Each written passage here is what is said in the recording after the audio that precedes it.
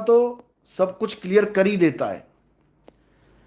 जिस मरने से जग डरे मेरे मन आनंद, और मरने पर ही पाइए पूर्ण परमानंद।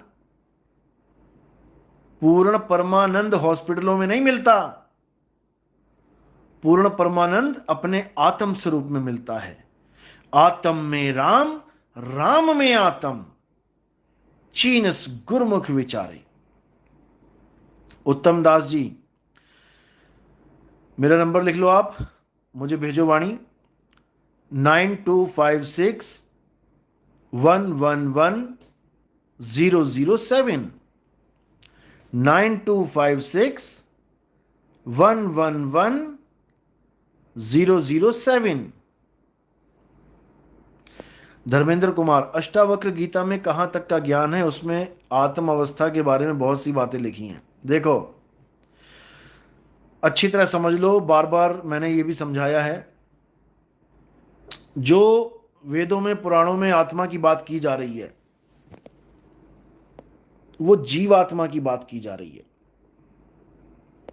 जीवात्मा की महिमा गा रखी है इन लोगों ने, लेकिन जो परम आत्मा है उसकी महिमा ये भी नहीं गा पाए। ये देह और जीव, इन दोनों की महिमा गा के चले गए हैं, लेकिन परमात्मा की महिमा नहीं गा पाए।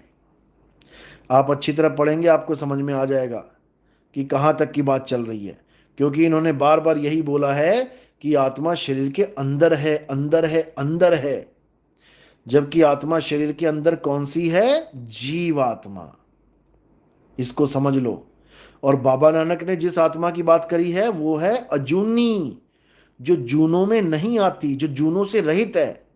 वो कौन है? वो परम आत्मा है। अच्छी तरह समझ लो इसको।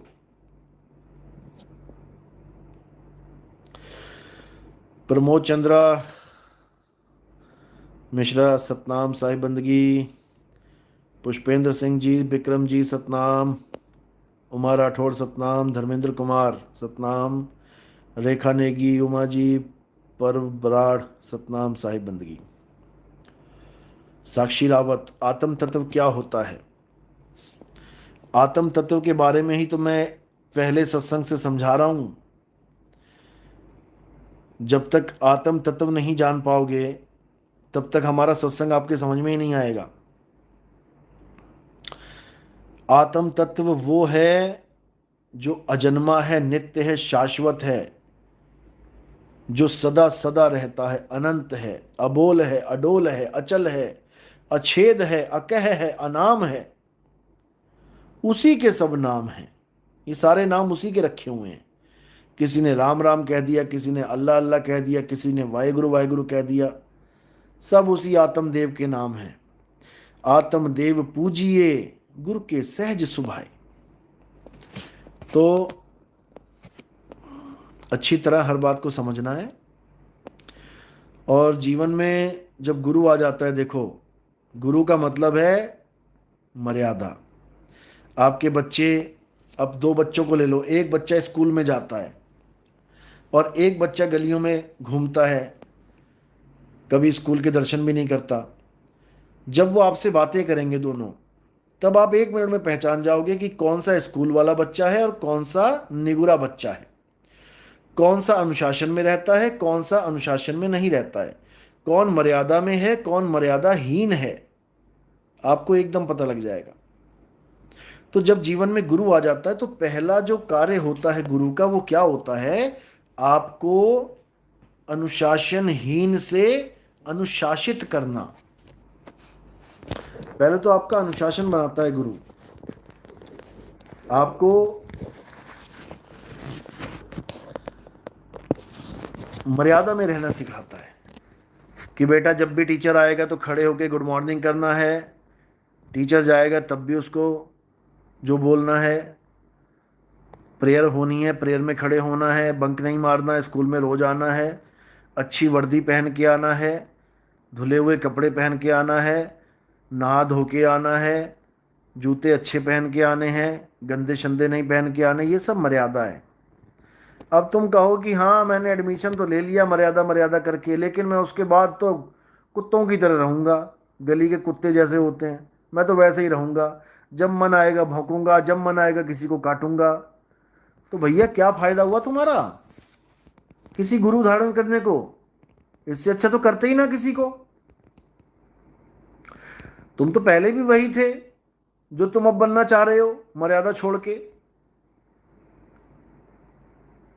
मर्यादा में रहना है, बार बार यही समझाता हूं, मर्यादा में रहना है, क्योंकि इसमें मेरा फायदा नहीं है कि तुमको हमारा फायदा है, इसमें तुम्हारा फायदा है। तुम किसी देश में जा रहे हो तो उसकी कानून, उसकी मर्यादा जान लो। जो मर्यादा बता रहा है उसका फायदा नहीं है,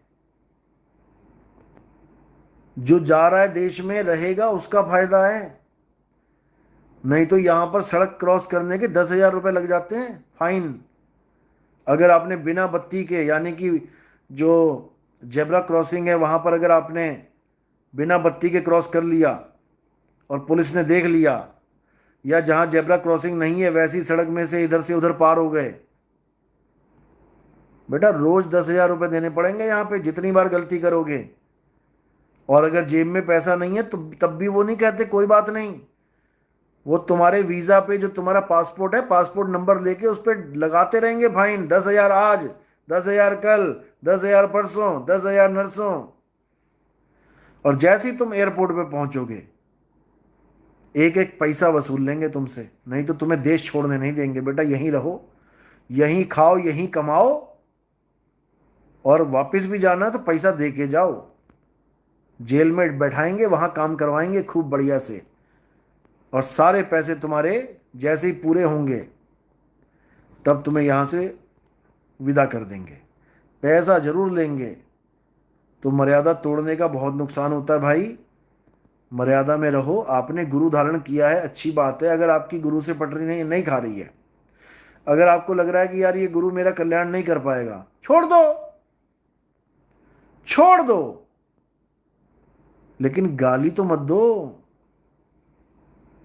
छोड़ दो, कौन मना कर रहा है तुम्हें? हजारों गुरु बैठे हैं, एक को छोड़ा दूसरे को पकड़ लिया, दूसरे को छोड़ा तीसरे को पकड़ लिया। कौन पूछ रहा है यहां पे तुम्हें कि तुम सत्संग में आ रहे हो कि नहीं आ रहे हो? हमारे सत्संग में इतनी भीड़ होती है, मैं किस किस के चेहरे देखूंगा, कौन आ रहा है, कौन छोड़ गया, कौन नहीं जाया।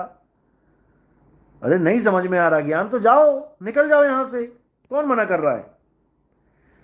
अब तुम लगे हुए हो गालियां देने, बकवास करने, तो भैया फिर तो कलम चल रही है काल भगवान की, और लपेटे में ऐसा लेगा, ऐसा लेगा।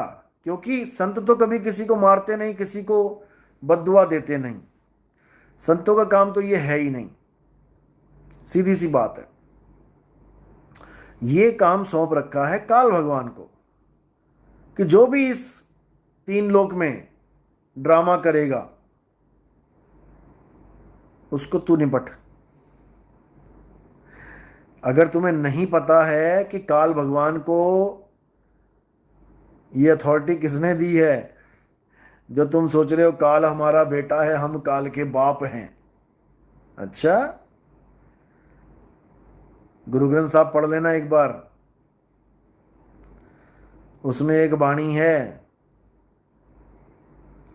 आदि निरंजन प्रभ निरंकारा। ये पढ़ लेना पूरी, और उसमें देखना कि खंड ब्रह्मांड पर सारा कुछ बना के काल को किसने सब सपुर्द किए, काल को ये सृष्टि किसने दी, पहले ये पढ़ लेना। वो बात अलग है कि उसमें भी भेद छुपा है, तुम पढ़कर भी नहीं समझ पाओगे क्योंकि तुम्हारी बुद्धि वहां तक जा नहीं सकती, क्योंकि वो अनुभव ज्ञान है, तुम्हारी बुद्धि नहीं जा सकती वहां तक। बुद्धि, मन, ज्ञान से परे है परमात्मा, समझे? तो गलती से उसको अपना बेटा मत समझ लेना, वो पूरा निचोड़ देता है ऊपर से नीचे तक एक ही बार में, टांगे उल्टी कर देता है सबकी, सिर नीचे और टांगे ऊपर, माँ के गर्भ में बड़े बड़े धुरंधर का